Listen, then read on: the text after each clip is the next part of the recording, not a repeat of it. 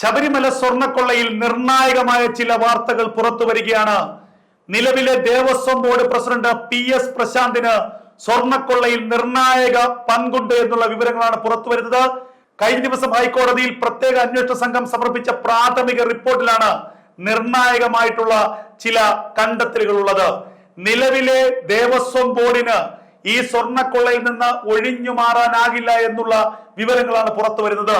2019 നടന്ന സ്വർണ്ണക്കൊള്ളയ്ക്ക് ഒത്താശ ചെയ്ത ആ സ്വർണ്ണക്കൊള്ള നടത്തിയ അതേ ടീമിന് തന്നെ 2025 ദ്വാരപാലകരുടെ സ്വർണ്ണപ്പാളി അഴിച്ചു കൊടുത്ത നിലവിലെ ദേവസ്വം ബോർഡിന്റെ താല്പര്യം എന്തായിരുന്നു?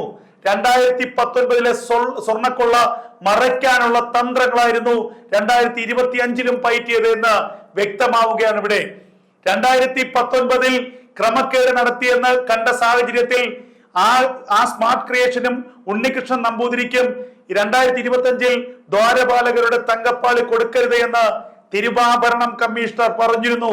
തിരുവാഭരണം കമ്മീഷണർ എതിർപ്പ് രേഖപ്പെടുത്തിയിരുന്നു. എന്നിട്ടും തിരുവാഭരണം കമ്മീഷണറുടെ എതിർപ്പിനെ പോലും മറികടന്നുകൊണ്ട് Devaswom board president PS Prashanth കൃത്യമായ നിലപാടെടുത്തു. ദുർവാശി പിടിച്ചു. ഈ സ്മാർട്ട് ക്രിയേഷൻസിന് തന്നെ കൊടുക്കണം, ഉണ്ണികൃഷ്ണൻ നമ്പൂതിരിക്ക് തന്നെ അറ്റകുറ്റപ്പണി കൊടുക്കണമെന്ന് നിർബന്ധം പിടിച്ചു. ഇതോടുകൂടിയാണ് സന്നിധാനത്ത് നിന്ന് ഈ ദ്വാരപാലകരുടെ സ്വർണ്ണപ്പാളി ഇളക്കി ചെന്നൈയിലേക്ക് കൊണ്ടുപോയ സാഹചര്യം ഉണ്ടായത്. ഇത് ശബരിമലയിലെ സ്പെഷ്യൽ കമ്മീഷണറുടെ ശ്രദ്ധയിൽപ്പെട്ടതോടുകൂടിയാണ് സ്വർണ്ണക്കൊള്ളയെ കുറിച്ചുള്ള ഇത്രയും വലിയ സ്വർണ്ണക്കൊള്ളയുടെ ഒരു തുമ്പ് കിട്ടിയത്. അതിനെക്കുറിച്ചുള്ള അന്വേഷണത്തിലേക്ക് കാര്യങ്ങൾ എത്തിയത്. അപ്പോൾ 2019 ബോർഡാണ് ഇതെല്ലാം ചെയ്തത്, ഞങ്ങൾക്കൊരു പങ്കുമില്ല, 2019 ബോർഡിനാണ് ഇതിന്റെ എല്ലാം ഉത്തരവാദിത്തമെന്ന് പറഞ്ഞ് കൈ കഴുകുകയായിരുന്നു ഇതുവരെ നിലവിലെ Devaswom board president PS Prashanth. പക്ഷേ കഴിഞ്ഞ ദിവസം ഹൈക്കോടതി തന്നെ PS പ്രശാന്തിന്റെ പേരെടുത്ത് വിമർശിച്ചു. നിലവിലെ ബോർഡിനും നിലവിലെ പ്രസിഡന്റ് PS പ്രശാന്തിനും സ്വർണ്ണക്കൊള്ളയുടെ ഉത്തരവാദിത്തത്തിൽ നിന്ന് ഒഴിഞ്ഞു മാറാനാകില്ല. ദേവസ്വം ബോർഡ് പ്രസിഡന്റിന്റെ നിർബന്ധത്തിന് വഴങ്ങിയാണ് സ്മാർട്ട് ക്രിയേഷൻസിന് ഈ സ്വർണ്ണപ്പാളികൾ കൊടുത്തുവിട്ടത് എന്നായിരുന്നു ഹൈക്കോടതിയുടെ നിരീക്ഷണം. സ്പെഷ്യൽ ഇൻവെസ്റ്റിഗേഷൻ ടീമിന്റെ അന്വേഷണവും ആ വഴിക്ക് തന്നെയാണ്.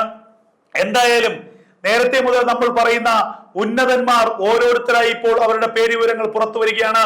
കഴിഞ്ഞ ദിവസം ഹൈക്കോടതി പറഞ്ഞു, ഉണ്ണികൃഷ്ണൻ നമ്പൂതിരിയെ കുറിച്ചുള്ള നിങ്ങളുടെ അന്വേഷണങ്ങളെല്ലാം നല്ലത് തന്നെ, അത് ശരിയായ രീതിയിൽ തന്നെ പോകുന്നു. പക്ഷേ ഉണ്ണികൃഷ്ണൻ നമ്പൂതിരിയേക്കാൾ ഈ സ്വർണ്ണക്കൊള്ള കേസിൽ കുറ്റക്കാരായിട്ടുള്ള വമ്പന്മാരുണ്ട്, അവരുടെ ഗൂഢാലോചനയുണ്ട്.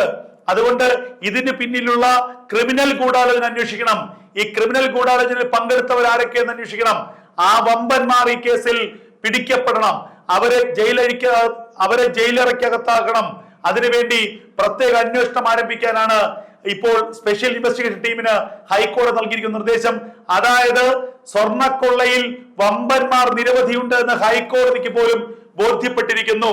ദേവസ്വം ബോർഡിലെ ഉന്നതരും രാഷ്ട്രീയ നേതാക്കളും അടക്കം ഇതിൽ പ്രതികളാകും, ഉന്നത ബിസിനസ്സുകാർ പ്രതികളാകും, വ്യവസായികൾ പ്രതികളാകും, സ്വർണ്ണക്കൊള്ളയിൽ പങ്കെടുത്ത സ്വർണ്ണക്കൊള്ളയുടെ ഇടനിലക്കാരായിട്ടുള്ള വമ്പന്മാർ പ്രതികളാകും.